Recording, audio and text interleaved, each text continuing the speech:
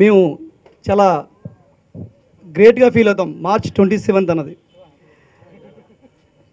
August 22 మేము మా దేవుడు పుట్టిన రోజుకి ఎలాగ భావిస్తామో, మా దేవుడికి పుట్టినటువంటి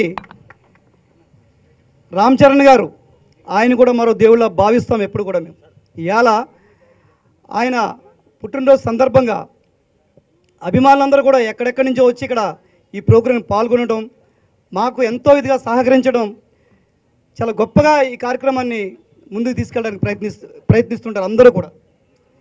అయితే ఈరోజు మేము చాలా ఎదురు చూసాం మా చరణ్ సార్ కోసం, లేదంటే మా అమ్మ ఉపాసనమ్మ గారి కోసం, మా అమ్మ సూర్యకమ్మ గారి కోసం ఎదురు చూసాం. చాలా కొన్ని కారణాల్లో బిజీ ఉండి రాలేకపోయారు.